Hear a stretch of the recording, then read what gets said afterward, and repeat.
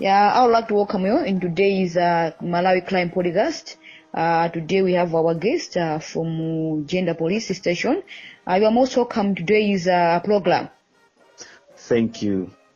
Would you please introduce yourself? All right. I'm Mcfaren Nsetake, Public Relations Officer for Jenda Police Station. Today we are going to discuss on cyber security crimes. Before we go further, what is the meaning of cyber crime offenses? Cyber crime offenses. These are the crimes that are committed by using computer, networks, and internet. Okay, what are the common types of cyber crimes here in Malawi? The common types of cyber crimes here in Malawi should be hacking, identity theft, phishing, online harassment. Those are just a few. And these are regulated under the Electronic Transaction and Cyber Security Act of 2016 under the laws of Malawi. Thank you so much. You have also tackled the issue for hacking. What are the most common hacking techniques used by the cyber criminals? I should say that most of the times techniques that are used is either by sending links, pretending to be something that is authentic, or an event that is authentic, like more like an advert. So when you click on pop-up advert, you give access to those hackers or scam. I should say that I would have seen that most of the Facebook accounts have been hacked. The ways that they use that they send a link, which looks like it could be some lottery things, or that there is I should say that yes, that there is a lottery. If you press on the click, you would win money or something, or even a trick. So most of the things, that's how accounts are being hacked. Well, thank you very much. As police, how do you investigate and prosecute the hacking cases? Yeah, I should say, in the past we've been having challenges, but right now we've created a unit that is solely tackling cyber crimes. That is a cyber unit headquartered at police headquarters. So I should say we have a team of committed members who are right now dedicated into finding solutions towards cyber crimes. Okay, in your explanation on the meaning of a cybercrime, you have also explained about the issue of harassment. How do you describe your experience with online harassment and bullying? I should say that at the moment it's common, and most of the times they feature those harassments that are channeled towards the women. Some sort of sending nudes, or I should say leaking the nudes, which were shared in private, or that they took by breaking somebody's privacy, or I should say they were given to them at some moment, but with a promise that they wouldn't be shared. So looking at the trend now, the harassment online is common. However, we're having challenges to tackle these because issues of internet and network, and that's very sophisticated, and they would need people who are committed into soft issues. Well, thank you very much. What are the preventive measures can an individual and business take to protect against hacking? I should say that we should be careful, because in everything starts with you. So anything that has been said online or through your email, you must verify with the authorities if it is true. Some of the things, they seem to be too good to be true. I would say, like somebody would send you an advert saying that if you click on this, you would win 400 million. But then you see that out of the blue, you've done nothing, but then you are winning something. So those are the things that you should be cautious. Not anything that is shared on Facebook is true, or online is true. If it carries a message from a certain institution, before you use it, verify with those authorities in those institutions. Like I should say, Malawi police, recently they've been trending an advert saying that we are recruiting recruits, of which it was fake. So if they didn't verify with us, they could have been duped of money, because most of the time these people, online, they most of the time are looking into financial gain. So they would say, we want this amount for us to recruit you. So those kind of things, they should be washed out. And if we follow up with the authorities, it will be easy to avoid being harassed or being hacked online. Okay, so how would you track and trace online activities as police?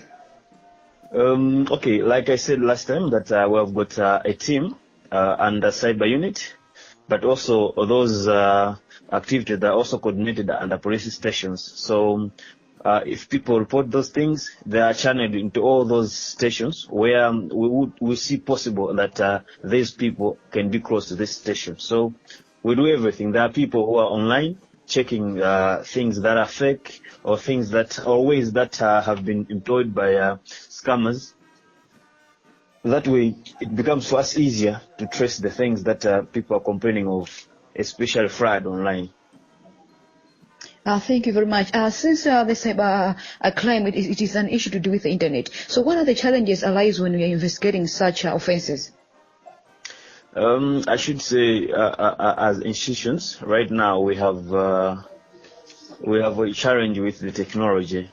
Hackers have developed sophisticated ways of how they use the internet. As police, we don't really have those kind of techniques that we could match with them. So it is a challenge.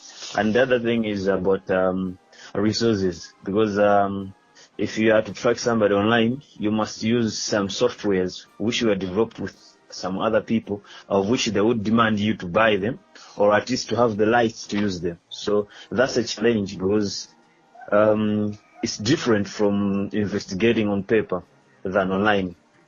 So I should say one of the challenges is that financial issues, and also the manpower, the people that we have who are into software management and the like. Wow, thank you very much. So how do you protect the victims' identities and sensitive information from this cyber crime? Recently, if you've seen online, police is engaging, I should say, members of the public through its online platforms by giving warnings to people on issues that seem to be scams. That way, we are aiming to protect people from being duped. And also, I should say that we've now opened up a police radio station where we're also dishing out adverts on how they can protect themselves from the internet, and also how they can efficiently use the internet. Okay, let me just give you this an example. If 2 or 3 people, maybe they have an issue, so they have chosen as a phone to exchange ways. How can you describe such type of offenses, and how, in which category can you put under cybercrime? I should say, if one uses a phone, let's say calling or texting, it falls under online harassment. So tracking it, I don't know in what context would you really mean to say, like, how do you follow up on these things? But it relies on the other person who has been harassed to report to police. Then we take it up from there, because I don't think we can say we are always online checking who is harassing who. But if a report is made, then we follow up until that person is arrested. So what is the law of MACRA on such offenses of cybercrime? Does MACRA play any law? Yes, they do, because under Communications Act, that regulates partly of the electronic transaction and cybercrime, they are the custodians who are responsible for all the users of internet. So recently, I should say that there was an advert that was circulating on Mikonzi, I should say.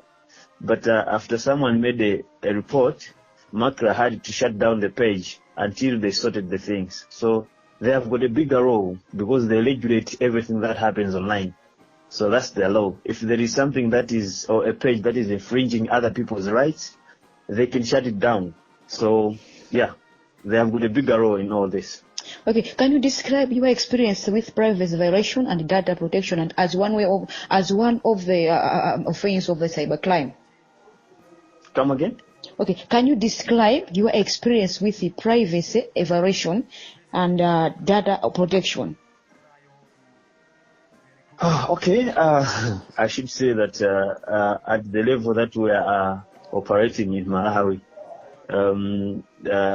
there are very few things that we've done as a country in terms of protecting the data and also the privacy of people, because like I said earlier on, as a nation we don't have the sophisticated tools that we could use for people to be protected online. And for your information, of 20 million that we have in Malawi, it's only about 6% that is connected to the internet. And most of those people, they are not literate that much that they can differentiate the things that can be harmful or good. So we have done little. And if we are to protect data and also the privacy of the people, that means the country has to do much in terms of civic education and adverts showing how people can be duped or how they can protect themselves online. So in my experience, we haven't done much in terms of helping people to be protected online or how they can better use internet and phones. Thank you very much. But who was the most victim of the offense? It should be the people, not the country as such. Yes, the country to some extent.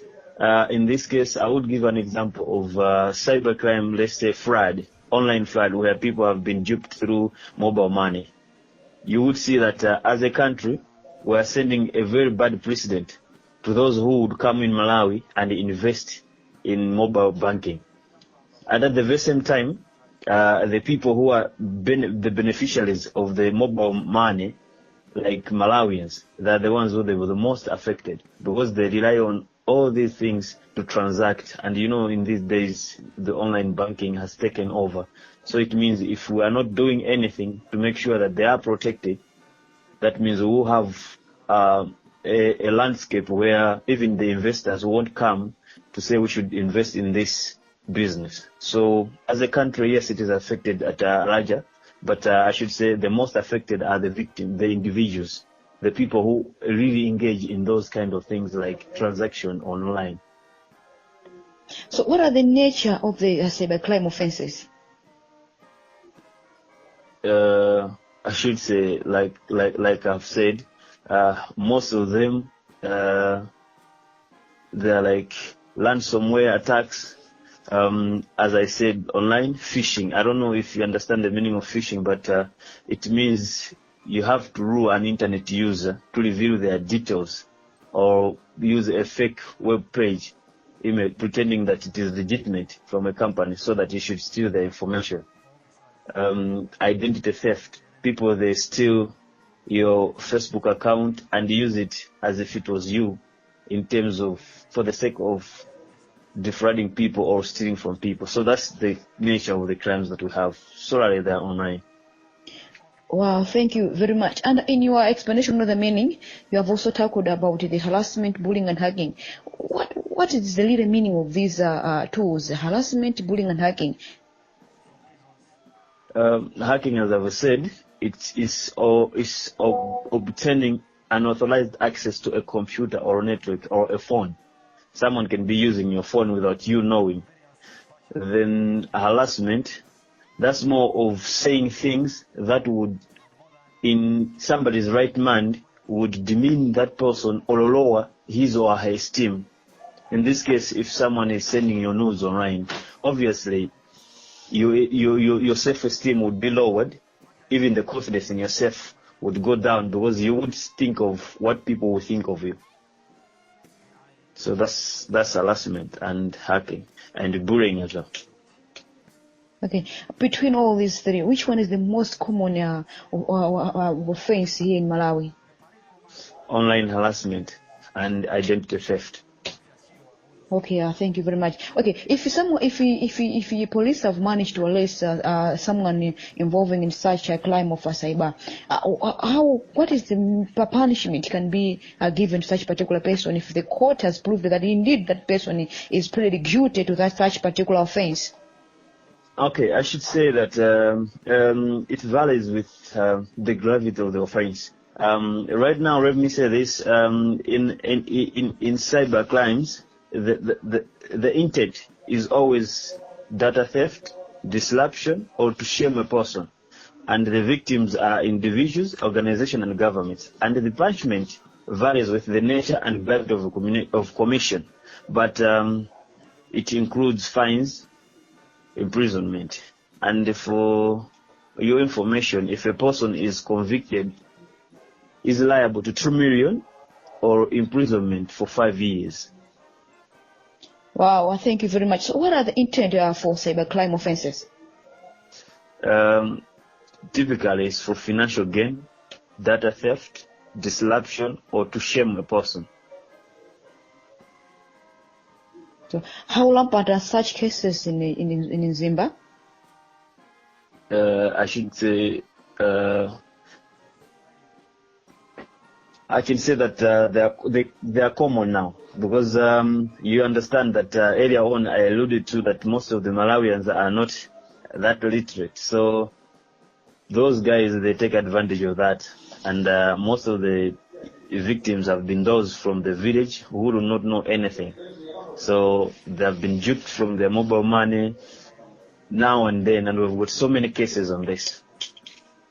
Okay, so is there any measure that have put in place to curb such malpractice in the district?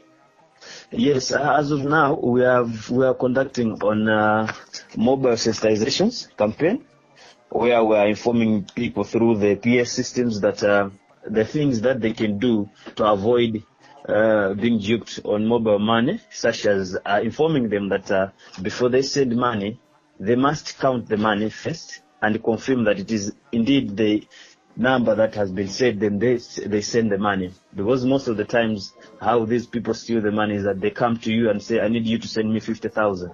After you sending them, they vanish, but you have already sent the money and they've already withdrawn. So there has to be confirmation of the money before you transact. So those are the things that we're doing now, and we're also engaging community radio stations on how people can safeguard themselves from mobile money theft. Okay, thank you. What are the challenges arise when investigating cross-border cyber crimes?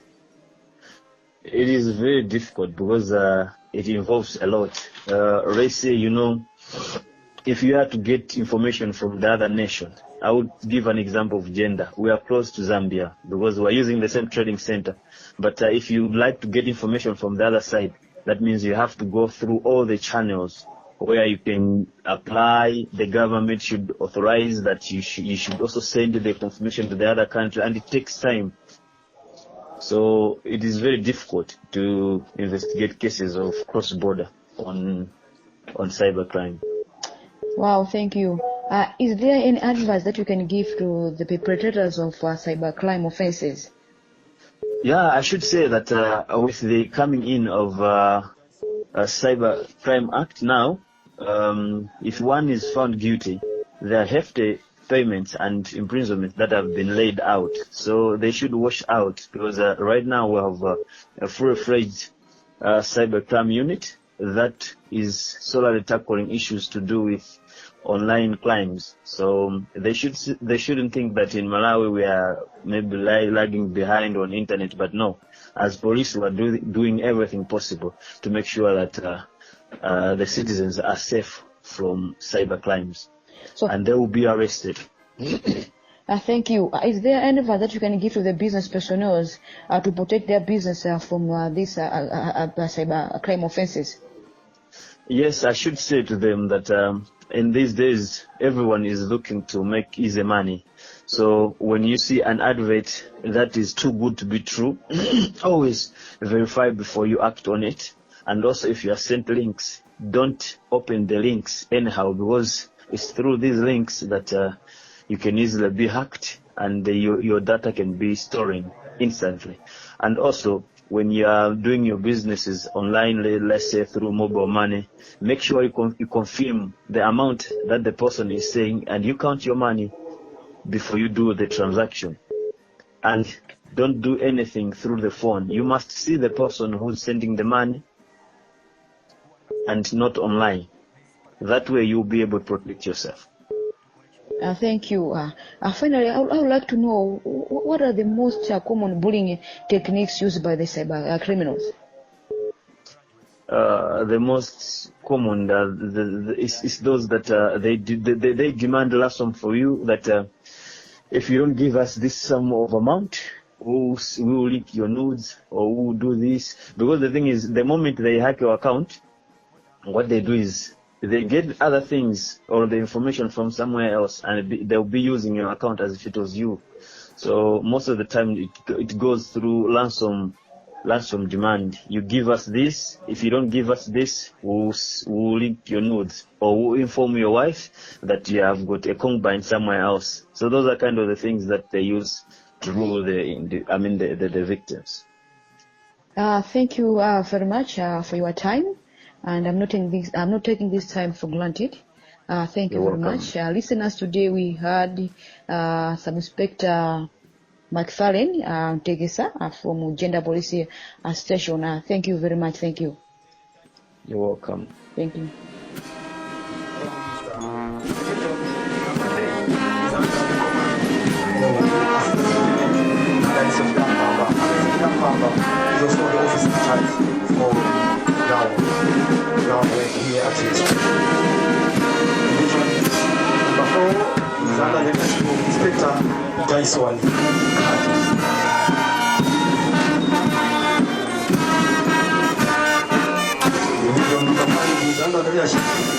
Inspector Charles